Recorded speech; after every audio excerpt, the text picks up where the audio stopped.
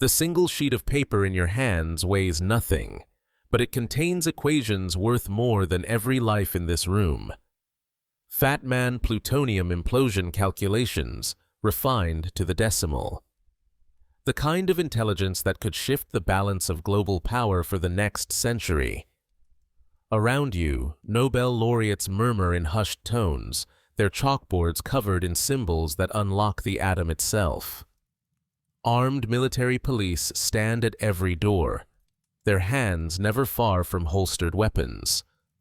You're inside Los Alamos, the most guarded secret in human history, a place that officially doesn't exist.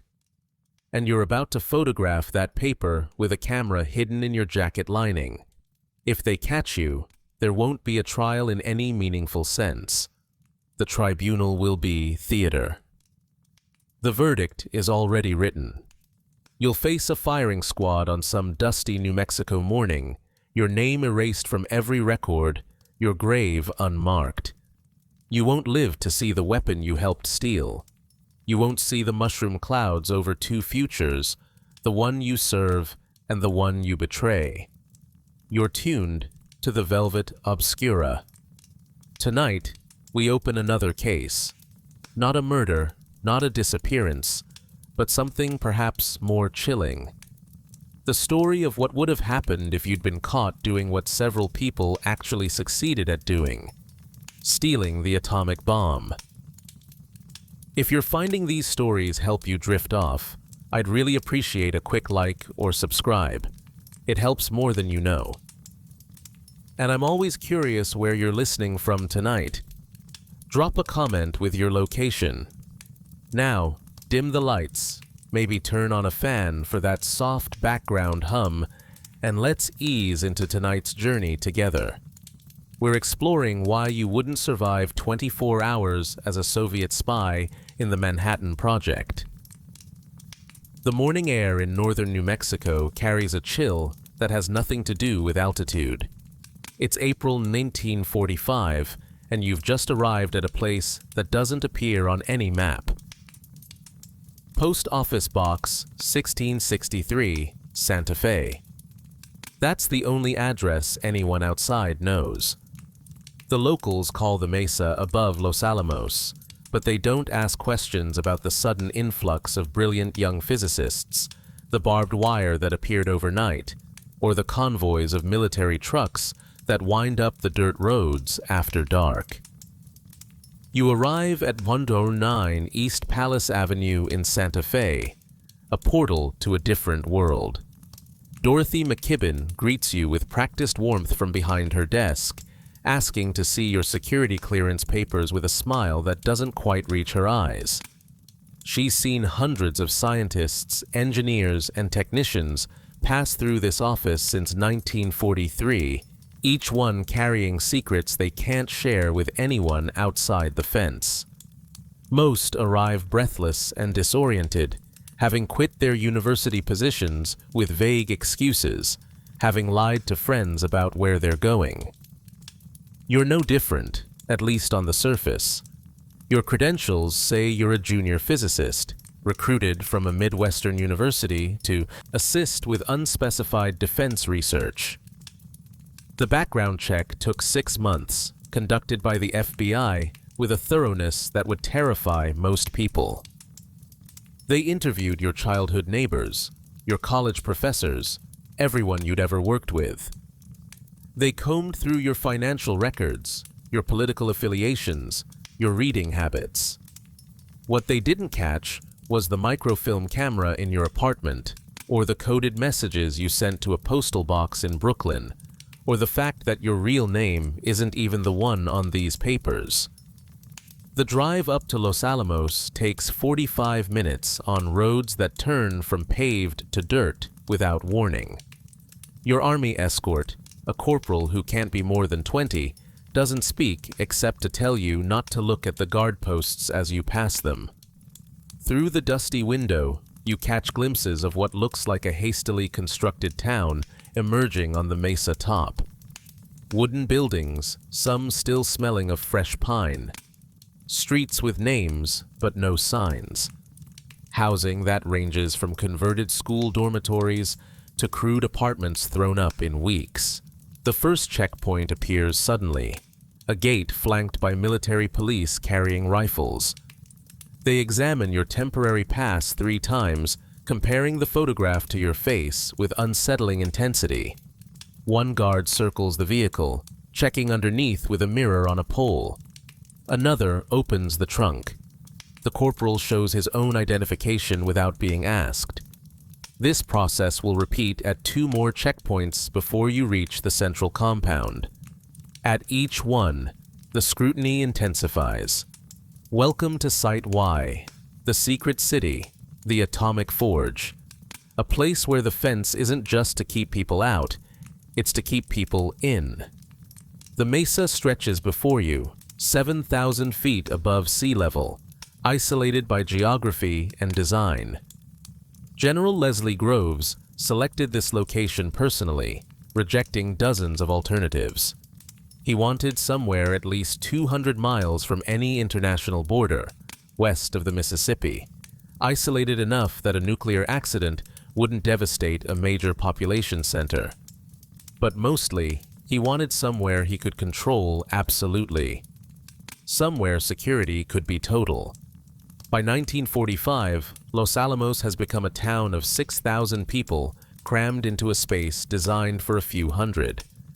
Scientists work in hastily constructed laboratories alongside military personnel who have no idea what they're guarding. The Nobel laureates live in converted ranch school buildings.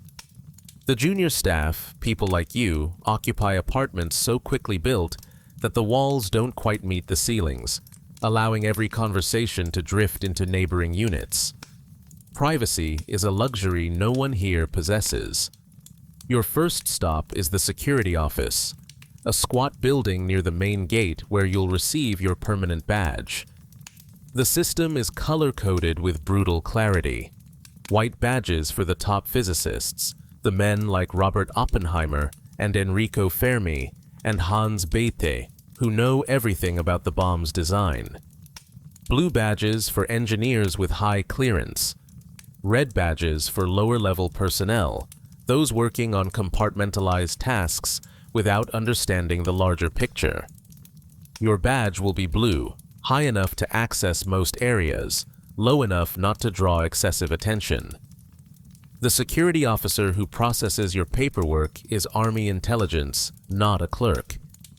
He asks questions while filling out forms, casual questions that aren't casual at all. Where did you grow up? What got you interested in physics?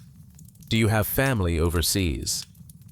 He's building a baseline, learning how you talk when you tell the truth, so he'll recognize the subtle shifts when you lie. These interviews happen regularly, sometimes without warning. Some scientists joke nervously that paranoia is the lab's second largest project after the bomb itself. On every wall, posters remind workers of their obligations. What you see here, what you do here, what you hear here, when you leave here, let it stay here. The slogan appears dozens of times throughout the facility, printed in bold letters that fade into the background through repetition, but never quite disappear. Other signs are blunter. Some merely show a finger pressed to lips, the universal gesture for silence. Based on what witnesses later described, some scientists claimed these reminders became so omnipresent they stopped seeing them, a dangerous psychological adaptation. General Groves, the Manhattan Project's director, created what some historians have called an intelligence revolution.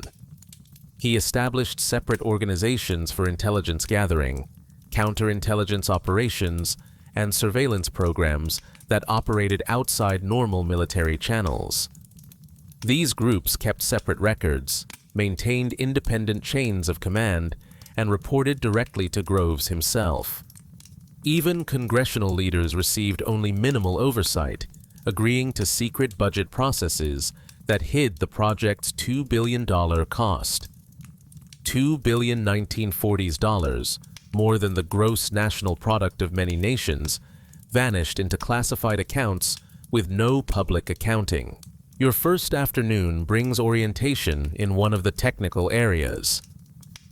A senior physicist, his white badge gleaming under fluorescent lights, explains the daily routine with practiced efficiency.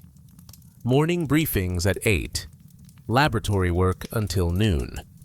Lunch in the communal cafeteria where conversations must remain carefully vague. More lab work through the afternoon. Evening colloquia where, paradoxically, the top scientists share their progress openly with each other, fighting against Grove's preferred compartmentalization. This openness among the elite scientists exists only inside the fence, as they say.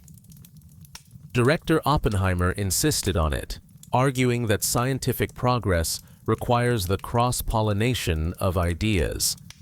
It's one of the few battles he won against military rigidity.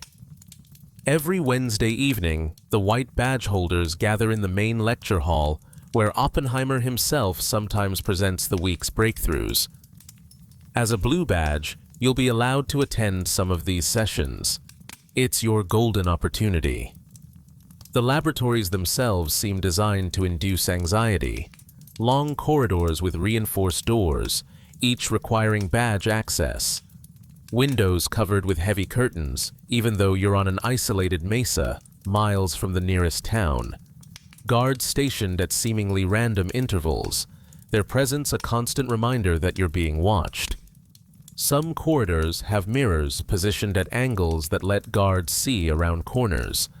According to accounts from workers, some believed certain rooms were monitored through hidden observation points, though whether this was true or merely encouraged paranoia remains unclear. Your assigned housing is a small apartment in one of the hastily constructed buildings on the northwest side of the complex. 2 rooms, thin walls, a shared bathroom down the hall. The window looks out over the mesa edge toward the Sangre de Cristo Mountains. The view Oppenheimer loved enough to insist on this location, despite the engineer's concerns about water supply and access roads.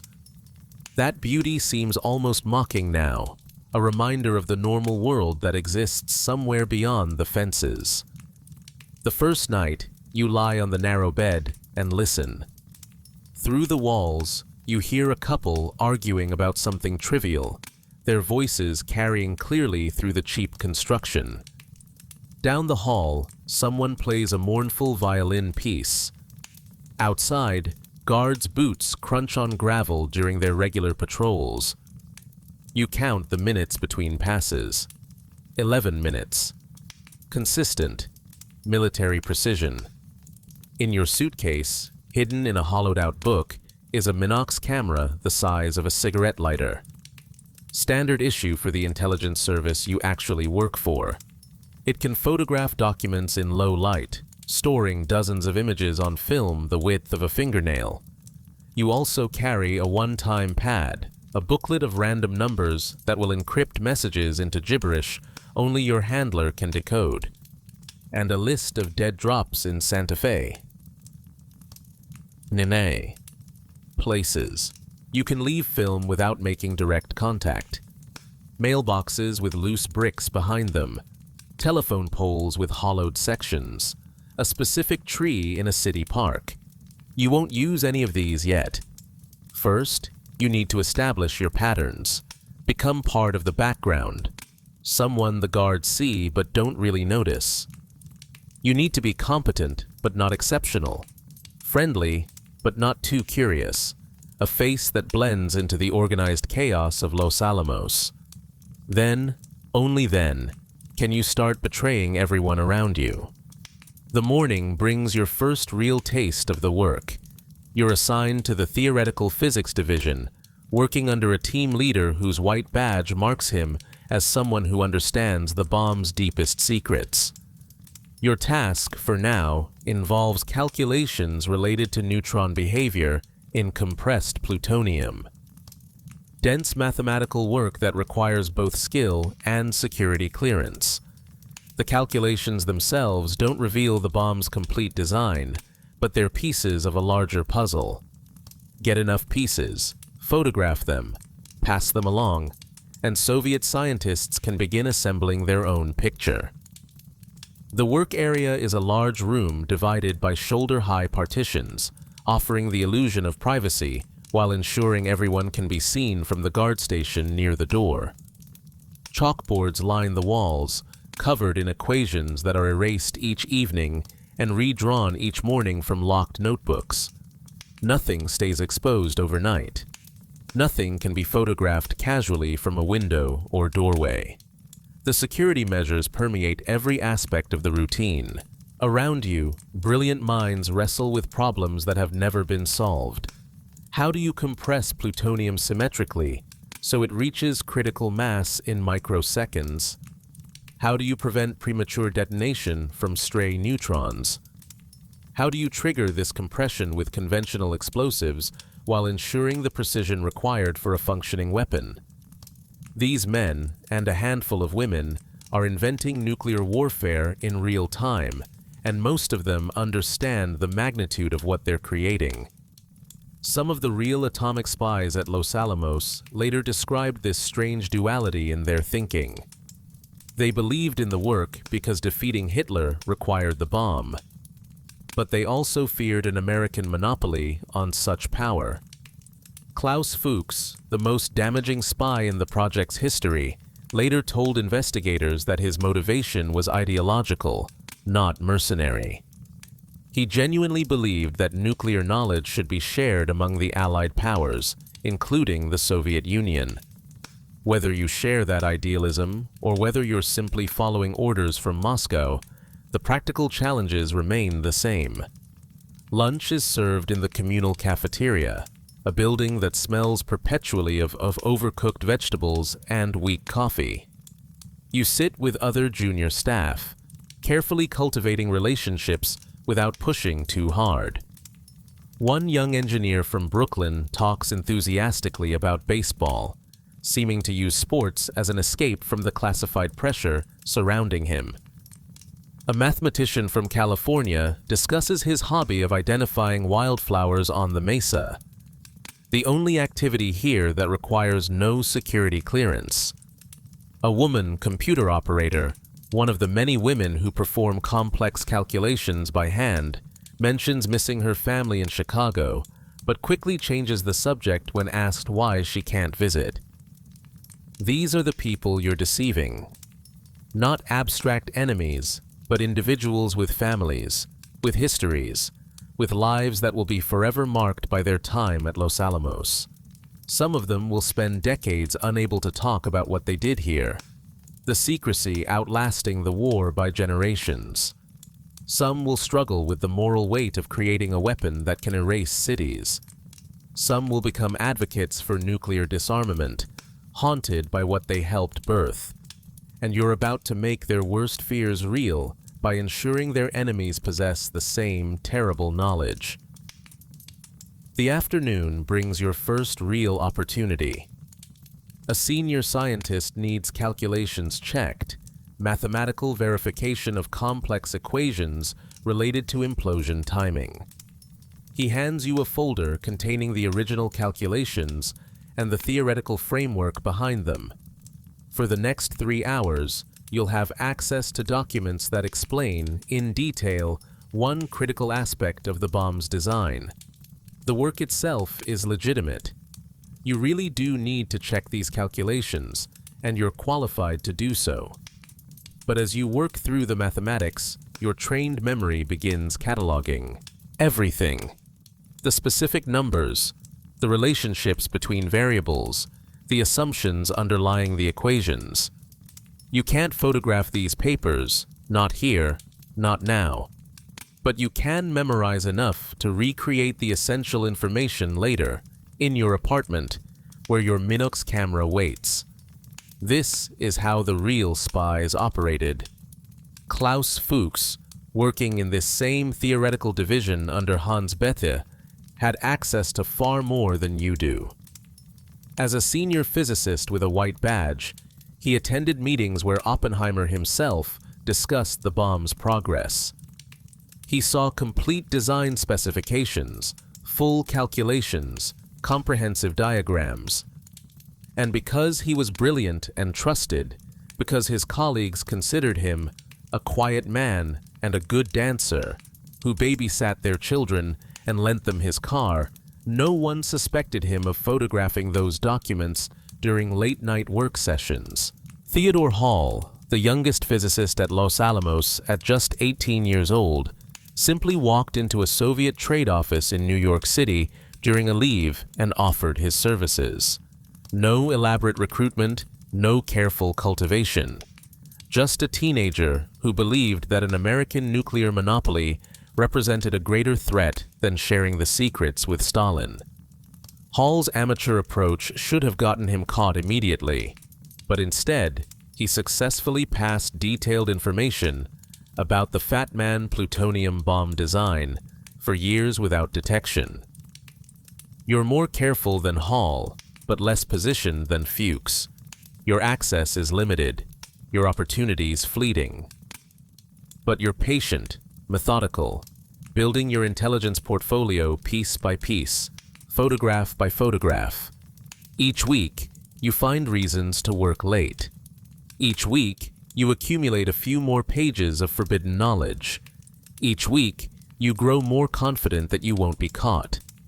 That confidence is dangerous, because what you don't know, what you can't know, is that American and British intelligence began breaking Soviet codes back in 1943.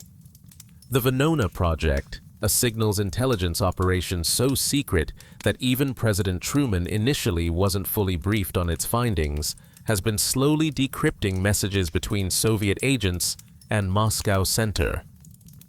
The codebreakers work in a nondescript building at Arlington Hall, picking apart communications that Soviet intelligence believes are unbreakable. The Soviets use one-time pads, theoretically perfect encryption, where each message is encoded with a unique random key that's never reused. But wartime pressures and production shortcuts led to some pads being used twice, creating a catastrophic vulnerability. When the same pad encrypts two different messages, patient analysis can begin teasing apart the original text. It's painstaking work, sometimes taking years to decrypt a single message, but the payoff is enormous. One of those messages, sent in 1944, describes information about atomic bomb design being transmitted from the United States to Moscow. It doesn't name the source, using only a code name that means nothing to the analysts, not yet. But they're closing in, connecting fragments of intelligence, building a web of evidence that will eventually identify several spies at Los Alamos. The fact that you don't know about Venona, that your handlers in Moscow don't fully grasp the counterintelligence threat, means you're operating in a trap that's already begun to close. Evening brings one of Oppenheimer's colloquia, an opportunity too valuable to miss. The main lecture hall fills with white and blue badges, scientists settling into folding chairs with notebooks balanced on their knees. Oppenheimer stands at the front, thin and intense, a cigarette perpetually between his fingers. Tonight, he's discussing problems with the plutonium gun-type design, the approach the lab pursued for months before realizing it wouldn't work. The plutonium there, receiving from Hanford, contains an unexpected isotope, plutonium-240, that undergoes spontaneous fission. Even the fastest gun assembly wouldn't be fast enough to avoid premature detonation, a fizzle that would scatter plutonium across New Mexico without achieving a proper nuclear explosion. So they've switched to an implosion design, compressing a plutonium core with precisely shaped explosive lenses, creating the conditions for supercritical mass in microseconds. Oppenheimer explains this pivot with characteristic clarity, using the chalkboard to illustrate the challenges and solutions. Around you, some of the greatest physicists in the world take notes, ask questions, debate alternatives. The intellectual firepower in this room is staggering, and the openness of the discussion would horrify security officers if they fully understood what was being shared. But Oppenheimer insists that the white badge holders need to understand the complete picture, to see how their individual work connects to the larger mission. You sit in the back row, notebook open, carefully recording everything. Your notes look like those around you, filled with equations and technical terminology. But you're noting things the others take for granted, contextual details that would help Soviet scientists interpret stolen documents. The specific ratios of plutonium isotopes, the geometry of the explosive lenses, the expected yield calculations, information worth more than gold, more than oil, more than any strategic resource in human history. After the colloquium, some scientists gather in small groups to continue discussions.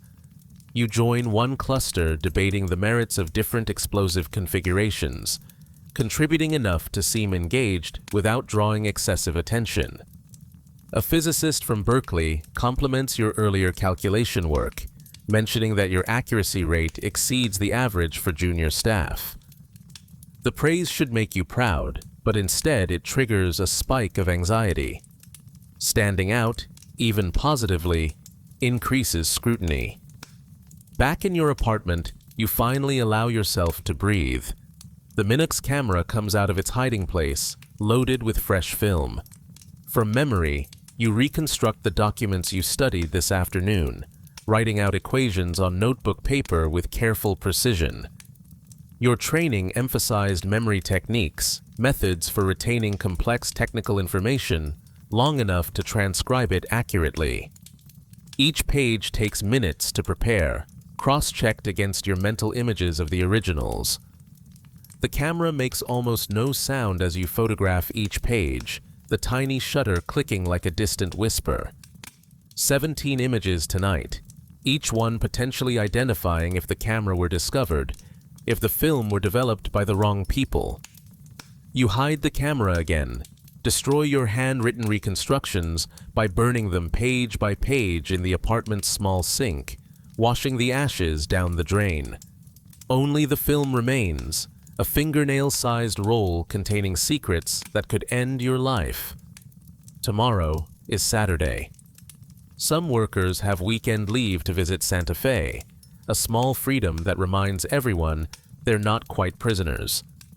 You've established a pattern of visiting Santa Fe every other weekend, browsing bookstores, eating at restaurants, behaving like someone grateful for a few hours outside the fence. What you actually do is service dead drops, leaving film in hiding places that your handler will retrieve, picking up fresh instructions and equipment. But that's tomorrow. Tonight, you need to sleep, though sleep doesn't come easily. Every sound in the hallway makes you tense. Was that a guard's footstep? Are they conducting random inspections tonight? Do they somehow know what you just did? The paranoia isn't entirely irrational. Some workers at Los Alamos reported feeling constantly watched, suspecting that their apartments might be searched while they worked, that their conversations might be monitored. According to accounts from people who lived there, whether these suspicions reflected actual surveillance practices or simply the psychological weight of the security environment, the fear itself was real enough. Morning brings relief and new anxiety. Relief because you made it through the night without arrest. Anxiety because you still need to get the film off the mesa, past multiple checkpoints, into Santa Fe, where it can be transferred to people you've never met and never will. The pass system at Los Alamos is designed to make unauthorized departures nearly impossible. You need approval from your supervisor to leave, even on weekends. The security office verifies your pass against a master list. Guards at each checkpoint examine your documentation and physically search you and your vehicle. Some weekends, according to workers' recollections, they used trained dogs to sniff for hidden materials. Other weekends, they emptied bags completely, examining every item. Your exit strategy relies on a hiding place the searchers are unlikely to find. The film canister, smaller than a lipstick tube, is concealed inside a hollowed-out space in your belt buckle. Unless the guards literally dismantle your clothing, they won't find it. It's worked before, on your first test run 3 weeks ago, when you carried blank film to verify the system, but each time still feels like stepping off a cliff, trusting that something will catch you. The drive down to Santa Fe takes the usual 45 minutes, each checkpoint consuming minutes of your life in careful inspection. At the final gate, a guard you don't recognize decides to be thorough, emptying your small overnight bag onto a table, examining your toothbrush, your razor, a paperback novel that's actually just a paperback novel. He asks where you're going, what you plan to do. You answer with practiced casualness. Bookstores, maybe a movie, dinner somewhere that isn't the cafeteria. He waves you through. The relief is physical, a loosening in your chest that leaves you almost lightheaded. But you can't show it, can't reveal that passing this checkpoint meant anything more than mild inconvenience. You drive down the winding road with exaggerated normalcy, even stopping at a scenic overlook to admire the view like a tourist. Just another scientist taking a weekend break from the intensity of Los Alamos. Nothing suspicious, nothing worth investigating. Santa Fe feels like returning to civilization after months in the wilderness. Streets without checkpoints, people without badges, conversations that don't stop abruptly when strangers approach. You park near the plaza and walk, establishing your normal pattern, browsing shop windows with apparent interest. The dead drop is behind a loose brick in an alley wall, marked by a specific chalk symbol on a telephone pole that signals it's ready for use. You pass it twice before stopping, checking for surveillance with techniques drilled into you during training. Look for the same face twice in different locations. Watch for people who browse without buying, who walk without destinations. Search for vehicles that appear multiple times on your route. The counterintelligence officers hunting for spies use these same techniques in reverse, looking for people who are looking for surveillance. The film canister transfers in seconds, slipped into the cavity behind the brick, concealed by shadows and the brick's careful replacement. You continue walking, fighting the urge to hurry, to show any sign that you just committed an act that would bring the death penalty if discovered. Instead, you actually buy a book, eat dinner at a restaurant frequented by Los Alamos personnel, and attend a movie that you'll barely remember afterward. Your handler, someone you've never seen, will retrieve the canister after dark. The film will be on a train to New York by morning, on a ship to Moscow within weeks. But what you don't know, what you can't know, is that FBI Special Agent Robert Lamphere has been coordinating with the Venona codebreakers for months. They've identified a message from 1944 that describes an agent with your approximate profile passing information from Los Alamos. They don't have your name yet, don't have enough to make an arrest. But they're watching, patient and meticulous, building a case that will be airtight when they finally close it. The FBI's counterintelligence approach during this period was methodical to the point of frustration for those demanding immediate action. Agent Lamphere, who would later become famous for his role in catching several atomic spies, believed in waiting until the evidence was overwhelming. Better to let a spy operate for months while building an indisputable case than to arrest prematurely and watch them escape conviction on technicalities. This patience would eventually lead to the capture of Klaus Fuchs, Harry Gold, David Greenglass, and Julius and Ethel Rosenberg. But it also meant known spies continued operating while the FBI watched. You returned to Los Alamos Sunday evening, passing through the checkpoints with the same scrutiny in reverse. The guards search your bag again, finding only the book you bought and some toiletries. Your belt buckle, now empty, attracts no attention. You're waved through, back into the secret city, back into your role as a trusted junior physicist working on the most important weapons project in human history. Monday morning brings unexpected news. There's going to be a comprehensive security review, a new round of background checks on all personnel. The announcement is made casually at the morning briefing, presented as routine procedure rather than a response to specific concerns. But you feel the words like a physical blow. More FBI interviews, more questions about your past, your associations, your activities, more opportunities for the cover story to develop cracks. The security culture at Los Alamos in 1945 was simultaneously paranoid and oddly naive. General Groves obsessed over secrecy to the point that he initially opposed Oppenheimer's scientific colloquia, fearing that open discussion would lead to leaks. Yet the background checks that cleared personnel, while thorough by 1940s standards, missed several Soviet agents entirely.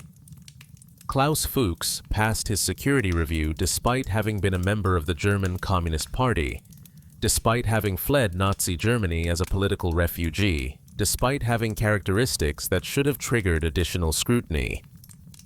The explanation for these contradictions lies partly in the urgency of the work. The Manhattan Project existed because American intelligence believed, incorrectly as it turned out, that Nazi Germany was pursuing atomic weapons. The race to build the bomb before Hitler required recruiting the best scientific minds available, which meant accepting some security risks.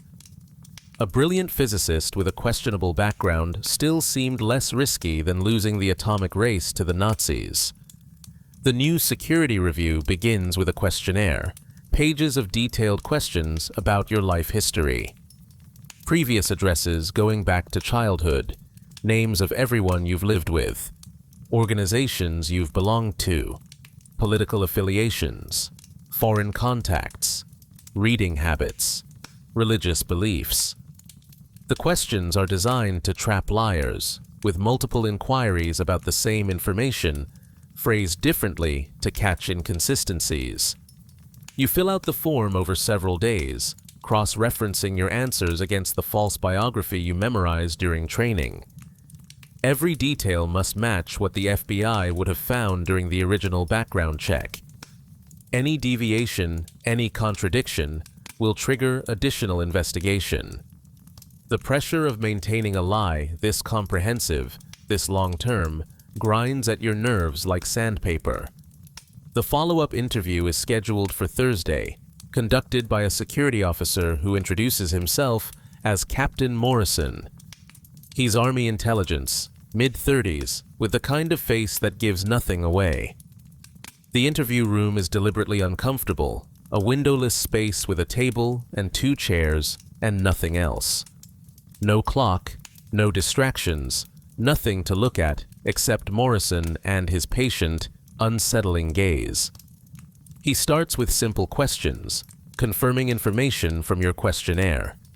Your childhood in Ohio, your undergraduate degree in physics, your graduate work, interrupted by the war.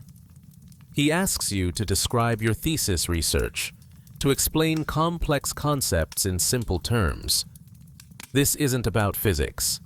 It's about watching how you respond to easy questions, establishing that baseline again so he can recognize when your demeanor changes. Then the questions shift, becoming more personal. Do you have friends from before the war you still correspond with? Have you noticed anyone at Los Alamos behaving suspiciously? Do you understand the penalties for security violations? His voice remains conversational, almost friendly, but there's an edge underneath, an implication that he knows something, that he's giving you a chance to volunteer information before he reveals what he already discovered.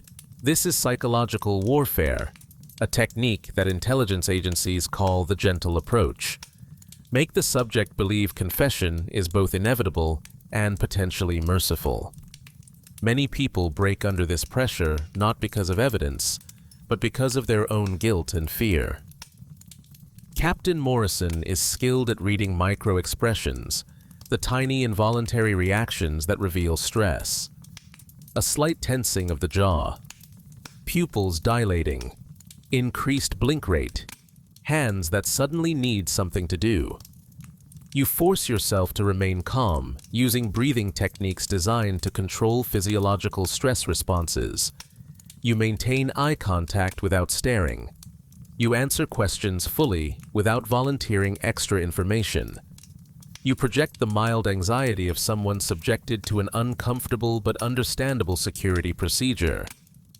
Inside, your mind races through scenarios, evaluating whether anything you've done could have left traces Morrison might have found. The interview lasts 90 minutes.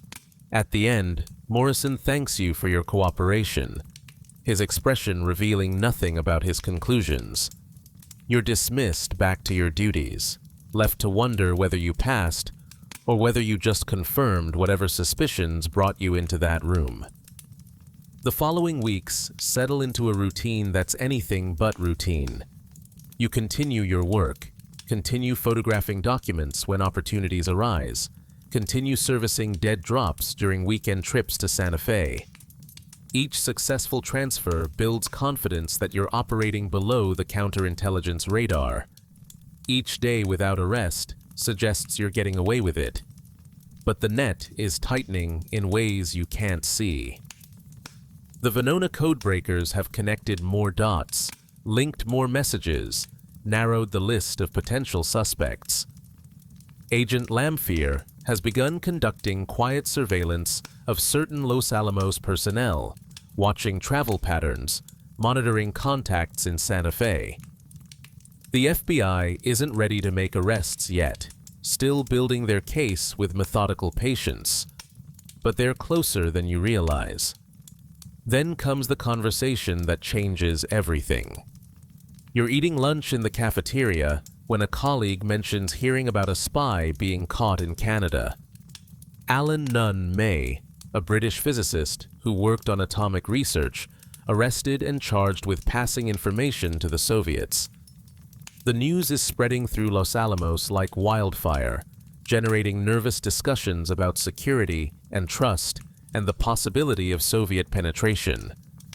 What you don't know is that May's arrest was the direct result of a Soviet defector in Canada revealing active intelligence operations. The defector, Igor Guzenko, brought documents proving Soviet espionage in atomic programs. His revelations triggered intensive counterintelligence investigations in the United States as well as Canada. The FBI began reviewing everyone with connections to May, everyone who worked in similar programs, everyone whose profile matched, patterns they were beginning to recognize in Soviet intelligence recruitment. Your handler in Moscow doesn't know the full extent of the investigation either. Soviet intelligence, despite its successes in penetrating the Manhattan Project, suffers from its own compartmentalization problems. Different agencies, the NKVD and the GRU, run competing networks with minimal coordination. Intelligence about Western counterintelligence capabilities is itself fragmented and incomplete. So, orders continue arriving through dead drops, demanding more information, more documents, more risks. The next assignment requests specific information about the Trinity test, the planned full-scale detonation of a plutonium bomb in the New Mexico desert. Your handlers want details about the date, the location, the expected yield, the diagnostic equipment that will measure the explosion. This is information you don't have direct access to, which means taking bigger risks, asking questions that might seem unusual, spending time in areas where your clearance is technically sufficient, but your presence is unusual. You begin finding excuses to visit the test site preparation areas, offering to help with calculations related to blast measurements. The scientists leading the Trinity preparations are too busy to question an extra pair of hands, especially hands attached to someone with proper clearance. Over several weeks, you piece together enough information to answer most of Moscow's questions. The test is scheduled for mid-July. The location is a site called Jornada del Muerto, the Journey of Death, about 200 miles south of Los Alamos. The expected yield is somewhere between 5 and 20 kilotons of TNT equivalent, though the range reflects genuine uncertainty about how the implosion design will perform. Photographing this information requires taking documents to your apartment, a clear security violation that multiplies your risk exponentially. You wait for a Friday evening when many personnel leave early for weekend activities. You check out the Trinity planning documents with a plausible excuse about needing to review blast calculations over the weekend. You photograph them quickly in your apartment, hands shaking slightly as the Minox captures page after page. Then you return them first thing Monday morning with apologies about needing the weekend to work through the mathematics. No one questions this. No one seems to notice. You successfully photographed some of the most sensitive documents at Los Alamos and walked away clean. The film goes out in your next Santa Fe dead drop. Success builds on success, and your confidence grows dangerous. What you don't realize is that you were noticed. Not by guards or security officers, but by another physicist who happened to work late that Friday.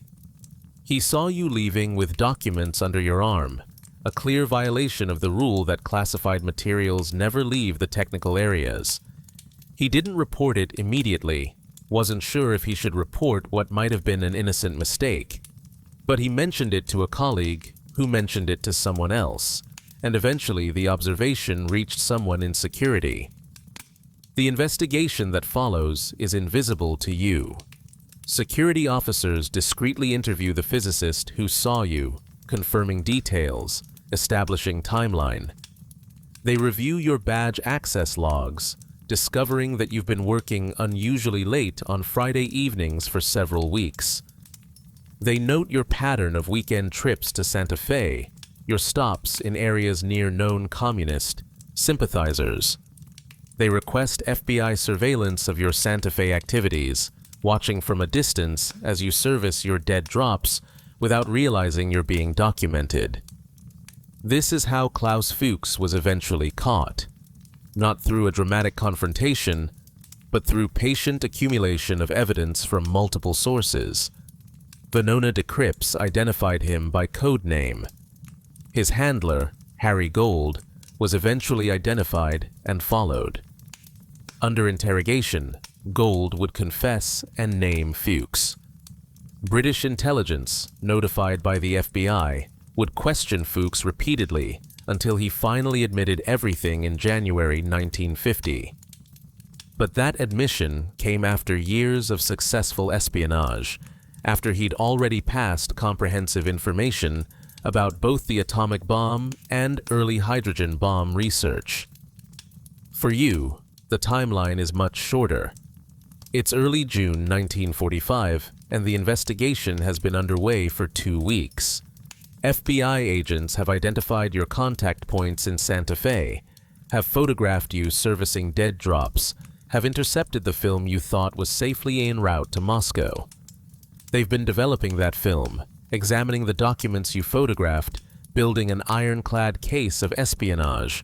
The arrest comes on a Wednesday morning, just after you arrive at your workstation. 2 military police officers appear with Captain Morrison between them. His expression is no longer friendly, no longer patient. He informs you that you're being detained for questioning regarding security violations. Around you, other workers stop and stare as you're escorted out of the building, across the compound, to a security facility you've never entered before. This building exists for exactly this purpose: interrogations, detentions, processing of security threats until they can be transferred to formal military custody. The room they put you in is starkly different from the interview room where Morrison asked comfortable questions. Concrete walls, a metal chair bolted to the floor, a mirror that's obviously one-way glass. You're not restrained, not yet, but there's no question this is an arrest rather than a voluntary interview. Morrison enters with another man, a civilian who introduces himself as Special Agent Reynolds from the Federal Bureau of Investigation. Reynolds does most of the talking, laying out the evidence with devastating precision. They have photographs of you servicing dead drops. They have the film you passed, developed, and examined. They have testimony from people who observed your security violations. They have Venona decrypts that, while he doesn't explain Venona directly, prove Soviet intelligence was receiving information from Los Alamos. They have everything except your confession, and Reynolds makes clear they don't actually need it for prosecution. The interrogation lasts hours, Reynolds alternating between matter-of-fact presentations of evidence and emphatic statements about the consequences of espionage during wartime. Technically, the United States and the Soviet Union are allies, comrades in arms fighting Nazi Germany. But the Espionage Act of 1917 doesn't require the recipient of classified information to be an enemy nation. Passing defense information to any foreign government without authorization is sufficient for prosecution. The death penalty is available for this offense, and Reynolds suggests strongly that the government intends to pursue it. They want you to cooperate, to name your handlers, to identify other Soviet agents at Los Alamos. In exchange, they're willing to discuss reduced charges, prison instead of execution. It's the same offer that will be made to the Rosenbergs 5 years from now, the offer they'll refuse even when facing the electric chair. Your decision needs to be faster, made under pressure, with Morrison and Reynolds staring at you across a metal table in a windowless room on a secure military installation where no one knows you're being held. Here's where the scenario becomes speculative, because we're constructing what would likely have happened rather than describing historical events. Based on what we know about espionage prosecutions during this period, several factors would have determined your fate. First, the jurisdiction question. You'd likely be charged under military jurisdiction since Los Alamos, while run by the University of California, was fundamentally a military project under the Manhattan Engineer District. A military tribunal could be convened quickly, limiting your access to civilian legal protections. The Uniform Code of Military Justice was less favorable to defendants than civilian criminal procedure, particularly in security cases during wartime. Second, the political considerations. By summer 1945, relations between the United States and the Soviet Union were already souring. The wartime alliance concealed fundamental ideological opposition and mutual distrust. American leaders feared Soviet intentions for post-war Europe. Any Soviet espionage, particularly involving atomic secrets, would be treated as a grave threat to national security, even if technically not treason since the Soviets were allies. Third, the propaganda value. A spy caught at Los Alamos before the bomb was even demonstrated at Trinity would be incredibly valuable for security theater. Prosecuting you publicly would justify the massive security apparatus Groves had constructed. It would vindicate his paranoia, prove the Soviet threat was real, and discourage others who might be contemplating similar betrayals. But there's a paradox. Prosecuting you publicly would require revealing details about Los Alamos, about the Manhattan Project, about atomic bomb development. Before Hiroshima, the entire project was classified at the highest levels. A public trial, even a military tribunal, would risk exposing secrets that had been protected at enormous cost. Some government officials might argue for execution without trial, for making you simply disappear into the security apparatus. This actually happened in some espionage cases, though rarely with American citizens. Enemy agents caught during wartime. sometimes vanished into military custody, processed through systems that left minimal paper trails, buried in unmarked graves after military executions. Whether the U.S. government would do this with one of its own citizens, even a traitor, is less certain, but not impossible given the stakes involved. More likely, you'd face a closed military tribunal, a trial conducted behind security barriers with a predetermined outcome. The prosecution would present their evidence, damning and comprehensive. Your defense attorney, if you were provided one, would have limited ability to challenge military prerogatives or question the evidence's validity. The tribunal would hear testimony from Captain Morrison, from Agent Reynolds, from witnesses who saw you violating security procedures. They'd examine the photographs, the documents you stole, the communications intercepts that identified you.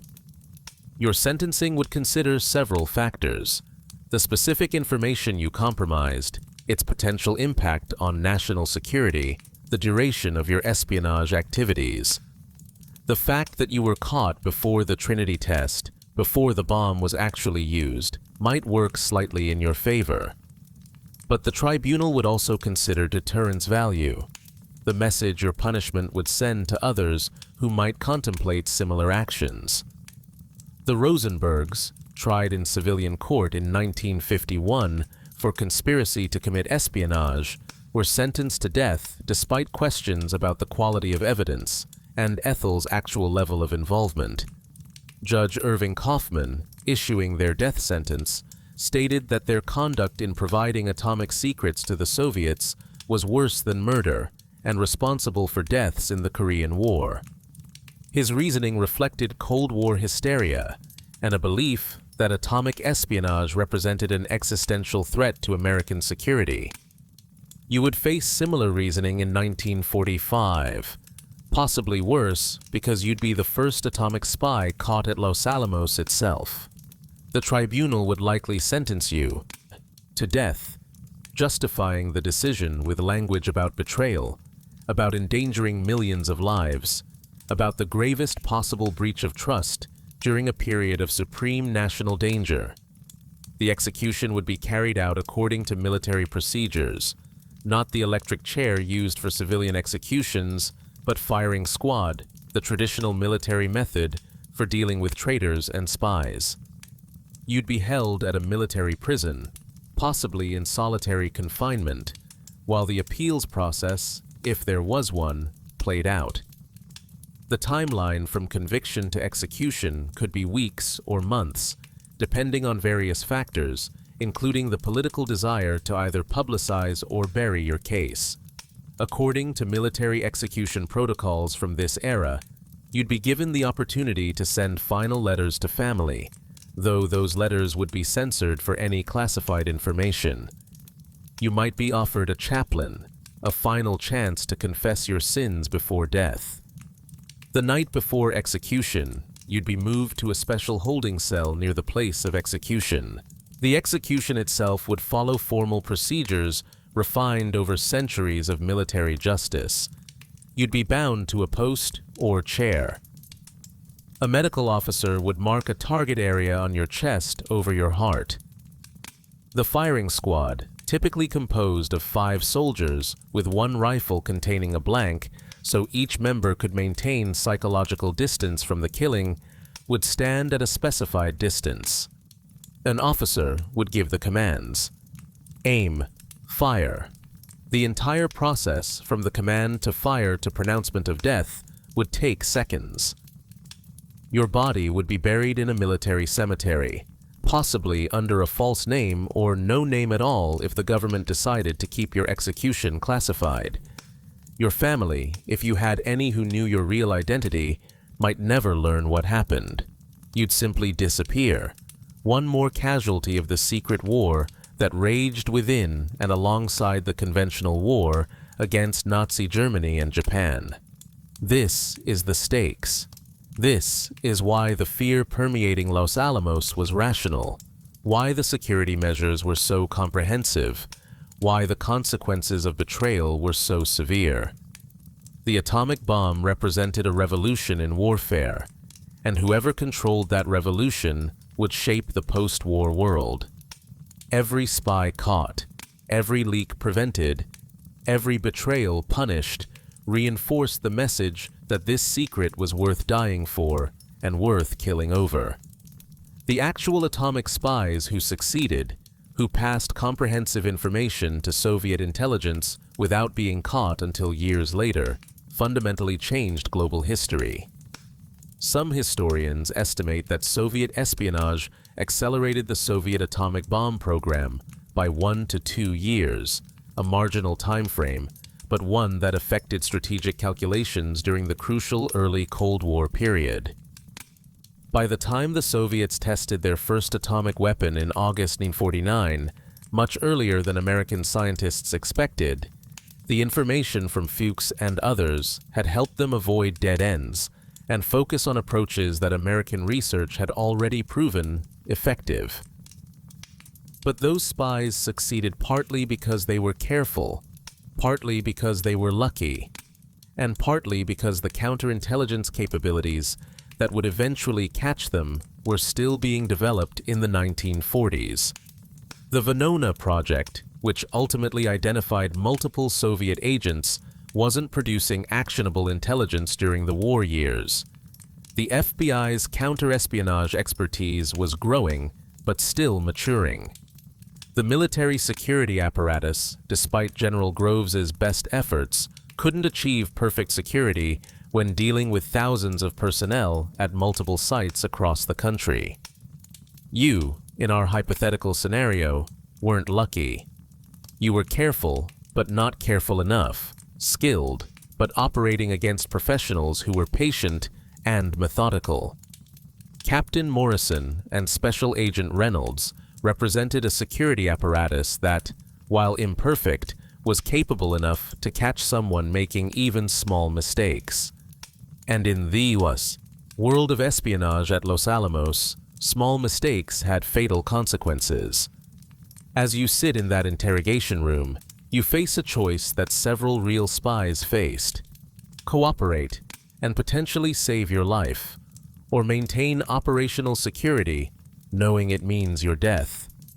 Klaus Fuchs eventually confessed, but only after years of successful espionage, and only when the evidence became overwhelming. Julius and Ethel Rosenberg never confessed, maintaining their innocence even as they were led to the electric chair. Theodore Hall was never charged, living out his life as a respected physicist in Britain, his espionage remaining secret until after his death. Your fate would depend partly on the quality of the evidence, partly on political considerations beyond your control, and partly on decisions made by people you'd never meet in offices you'd never saw. But one thing remains certain in this scenario. You wouldn't leave Los Alamos as a free person. You wouldn't see the Trinity test create a new sun in the New Mexico desert. You wouldn't watch newsreels of mushroom clouds over Hiroshima and Nagasaki. You wouldn't participate in the post-war debates about nuclear weapons, deterrence, and global security. Instead, you'd become a classified footnote, a warning to others, a justification for the security measures that made Los Alamos feel like a prison, even to the innocent. Your name would be stripped from records, your existence at the lab erased or denied. In official histories of the Manhattan Project, you'd be at most a vague reference to security threats that were identified and neutralized, a demonstration that the system worked. The irony is that while you were being caught, other spies continued operating successfully. David Greenglass, working as a machinist at Los Alamos, was passing crude but useful information to his brother-in-law Julius Rosenberg. George Koval, a GRU agent at Oak Ridge, was identifying facilities and processes crucial to uranium and plutonium production. These men would continue for years, their luck and skills sufficient to evade the counterintelligence net that caught you. This speaks to a fundamental truth about espionage. Success and failure often depend on factors beyond an individual agent's control. The quality of one's training, the competence of one's handlers, the timing of counterintelligence breakthroughs, the political climate surrounding security investigations, pure chance. Klaus Fuchs was arguably the most skilled and successful atomic spy. Yet he was eventually caught because Soviet codebreakers made errors that created vulnerabilities in communications he didn't control. The Rosenbergs were relatively minor players whose atomic intelligence contributions were limited, yet they paid with their lives, while more significant spies escaped detection. As darkness falls on the New Mexico desert, you remain in that interrogation room, your future measured not in years or decades, but in weeks or months until the military tribunal reaches its predetermined conclusion. Outside, scientists continue their work, racing toward Trinity, toward Hiroshima, toward a world where the power to destroy cities rests in weapons small enough to fit in a bomber's cargo bay.